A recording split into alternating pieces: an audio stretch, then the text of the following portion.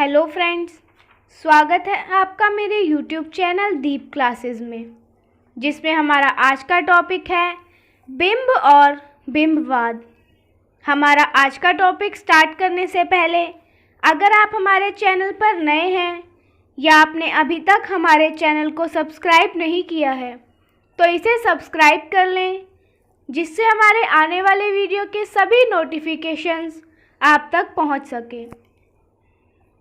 चलिए अब हम अपना टॉपिक स्टार्ट करते हैं। बिंब शब्द का अर्थ उस मानस प्रतिभा से है जो परिवेशगत संवेदों से प्रत्यक्ष के अतिरिक्त अतीत की तथा कभी को घटित अथवा कभी अघटित घटनाओं और स्थितियों की असंख्य स्मृति प्रतिमाओं के रूप में व्यक्ति के मानस में उभर कर आती है। साहित्य में बिंब शब्द का प्रयोग दो अर्थों में किया जाता है। एक तो उस उक्ति के लिए जो मन में किसी इंद्रिय प्रभाव की सृष्टि करने वाली प्रतिभा का निर्माण करे, और दूसरा स्वयं उस प्रतिभा के लिए। साहित्य में बिंब को एक प्रतिभा के रूप में ही माना जाता है। कल्पना के द्वारा ही बिंब विधान अथवा बिंब सृष्टि का एक प्रधान साधन है। उद्भव के आधार पर बिंब दो प्रकार के माने जाते हैं। पहला स्मरित तथा दूसरा कल्पित। इंद्रिय बोध के आधार पर दृष्टि, शब्द, रस, गंध, स्पर्श आदि के आधार पर विविध प्रकार की प्रतिभा निर्माण की प्रक्रिया सक्रिय रहती है। स्मृत बिंब के मानव प्रतिमाएं हैं जो पूर्व दृष्ट वस्तुओं अथवा दृश्य की स्मृति संबंधी मानवीय चेतना में संचित अवशेष मौजूद होते हैं तथा जो समय समय पर हल्की सी प्रेरणा पर भी विकसित और सजग हो जाते हैं।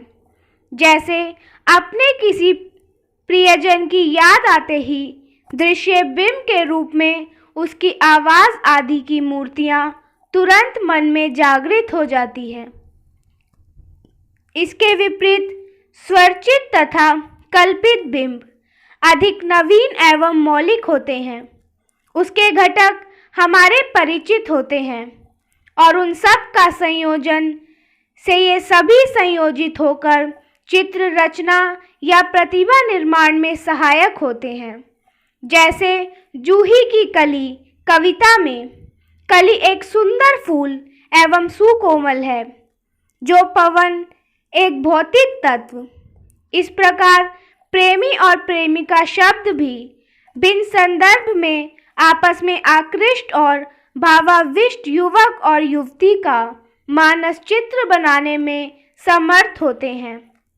पर महाकवि निराला जी जब जूही की कली कविता में जूही की कली को पत्रांक में सोई हुई प्रेमिका और पवन का उन्मुक्त विरही प्रेमी के रूप में चित्रित करते हैं, तो पूरा मानस बिंब विधान ही सक्रिय हो उठता है और स्वरचित नवीन मूर्ति का सुंदर सा उदाहरण है। कालिदास जी का मेघदूत स्वरचित प्रतिमा विधान है, जो ना तो हमारे प्रत्यक्ष अनुभव में कभी आया है और ना ही कभी आएगा। मेघ और दूत संबंधी हमारी निश्चित अनुभूतियाँ और परिकल्पनाएं अवश्य है। यह नवीन प्रतिमा निर्माण या बिंब विधान समस्त कला, संगीत और साहित्य के निर्माण का मूल आधार है। वास्तव में भाषा का सारा क्रिया व्यापार ही बिंब विधान है। साहित्यकारों ने बिंब की कई परिभाषाएं दी, जो इस प्रकार से है। C.D. लेविस के अनुसार काव्यात्मक बिंब को शब्द निर्मित एक ऐसा चित्र मानते हैं जिनका संबंध किसी न किसी प्रकार के इंद्रिय गुण से होता है। प्रसिद्ध बिंबवादी फ्रांसिस स्टुअर्ट फ्लिप्ट के अनुसार किसी क्षण विशेष में बौद्धिक एवं भावात्मक समष्टि बिंब है। एक दूसरे विद्वान ने बिंब को एक ऐसा शब्द माना है जो इंद्रियानुभव कराने में सहायक होता है। डॉक्टर नागेंद्र के अनुसार काव्य बिंब शब्दार्थ के माध्यम से कल्पना द्वारा निर्मित एक ऐसी मानस छवि है जिसके मूल में भाव की प्रेरणा रहती है। काव्य बिंब के 5 लक्षणों के आधार पर बिंब के स्वरूप को भली भांति समझा जा सकता है। पहला है चित्रात्मकता एवं वस्तु अथवा भाव का ऐसा प्रतिबिंब जो पाठक के मन में उस वस्तु का चित्र अथवा आकार प्रस्तुत कर सके। दूसरा शब्द रूपकात्मकता अर्थात काव्य बिंब रेखाओं में नहीं शब्दों में प्रस्तुत किया जाता है। तीसरा ऐन्द्रिकता अथवा काव्य बिंब ऐसा हो जो हमें इंद्रियानुभव करा सके अथवा काव्य बिंब में पाठक की इंद्रियों को उत्तेजित करने की क्षमता होनी चाहिए। चौथा है भावोत्पादकता यानी काव्य बिंब में मनोभावों को जागृत करने की क्षमता होनी चाहिए। पांचवा है आरोपण का अभाव यानी काव्य बिंब मूल वस्तु से सीधा संबंध स्थापित करता है। रूपक अथवा उपमा अलंकारों की भांति बाहर से आरोपित नहीं होता। हिंदी में पश्चिम के प्रभाव के आधार पर बिंब के कुछ भेद हैं। पहला है सरल बिंब, दूसरा तात्कालिक बिंब, विश्रंखलित बिंब, प्रतिमा शून्य बिंब, रूपात्मक बिंब, अलंकारिक बिंब और प्रतीकात्मक आदि। इंद्रियों के आधार पर भी इसके 5 भेद किए जा सकते हैं। घ्राण बिंब, स्वाद परक बिंब, ध्वनि परक बिंब, चाक्षुक बिंब एवं स्पर्शात्मक बिंब आदि। ये सभी भेद भ्रामक से लगते हैं क्योंकि सारे बिंब तो होते ही हैं। बिंब एवं प्रतीक में भी अंतर होता है।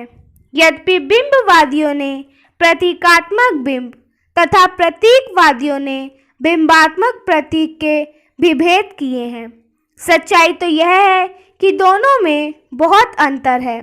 बिंब में वस्तु बोध हमेशा ही अभिधा में प्रस्तुत किया जाता है, जबकि प्रतीक में लक्षणा एवं व्यंजना के माध्यम से।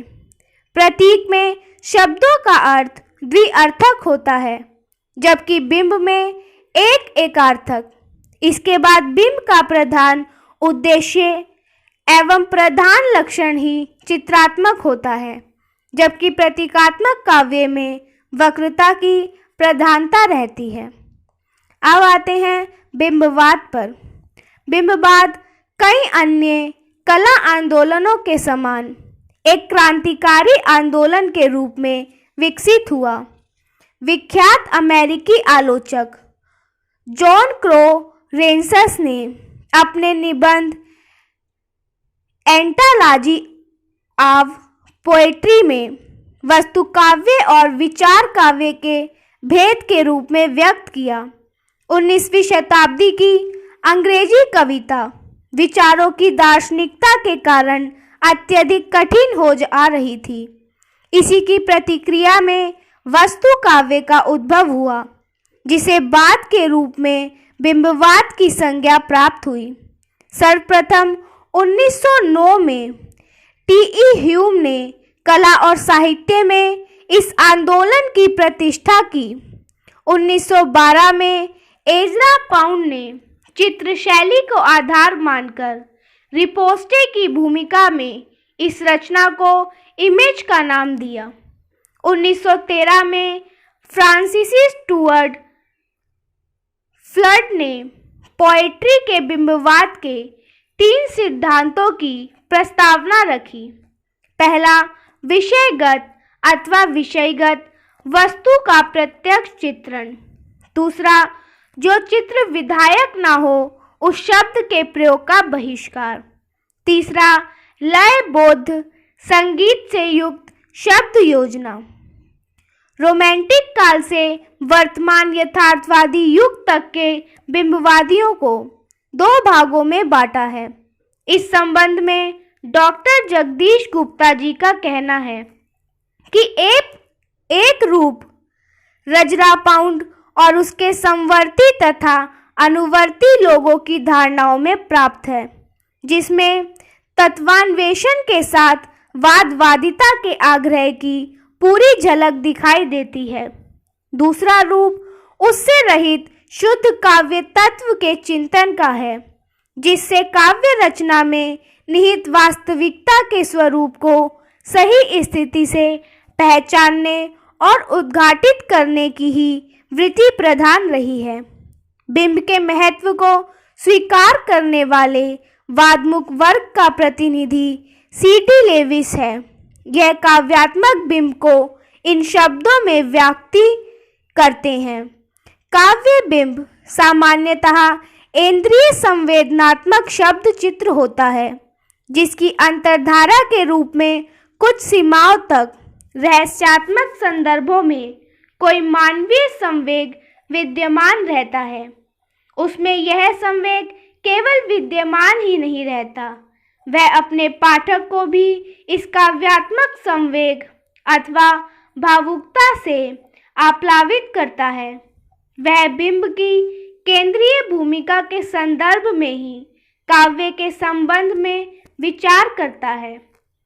सफल बिंब विधान के लिए वह यह काव्य मान्यता है कि प्रत्येक दृश्य, स्थिति, घटना, वस्तु से लेखक सूक्ष्म एवं गंभीर रागात्मक संबंध जोड़ सके। यह एक मानवीय जीवन का तथ्य है कि कुछ लोग एक नज़र में ही पूर्ण दृश्य पर दृष्टिपात करके लघु से और सूक्ष्म अंश की विस्तृत व्याख्या भी कर सकते हैं।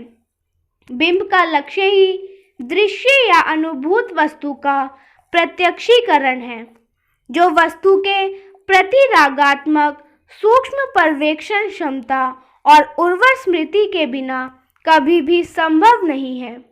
डॉक्टर नागेंद्र के मानविकी पारिभाषिक कोश साहित्य खंड में पृष्ठ नंबर 143 पर इन सिद्धांतों का अनुवाद किया गया है।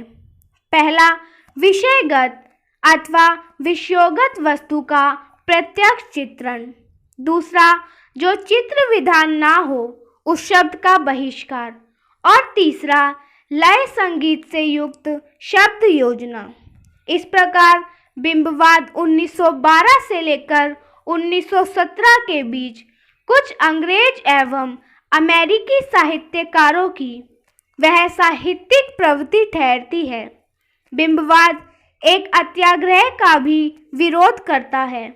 इस संदर्भ में T.S. एलिपट ने कहा है कि जो भाषा अर्थ संप्रेक्षण से अलग हट जाती है वह प्रायः काव्य न रहकर संगीत बनकर ही अपना अस्तित्व बनाए रखना चाहती है। बिंबवाद गद्यात्मकता से भी काव्य भाषा को मुक्त करने में प्रयासरत होता है। उसका आग्रह बोध की स्पष्टता, सघनता तथा नवीनता का रहा है। यह आंदोलन 15 सालों तक खूब प्रचलित रहा, परंतु इसका प्रभाव बहुत बाद तक तथा कई सीमाओं तक आज तक अनेकों काव्य आंदोलन में दिखाई पड़ता है। इसी के साथ हमारा आज का टॉपिक यहीं ख़त्म होता है, जिसमें हमने बिंब और बिंबवाद के बारे में जाना। अगर हमारा आज का वीडियो आपको पसंद आया हो तो वीडियो को लाइक एंड शेयर करें और हमारे आने वाले सभी वीडियो के नोटिफिकेशंस के लिए हमारे चैनल को सब्सक्राइब करें। Thank you for watching.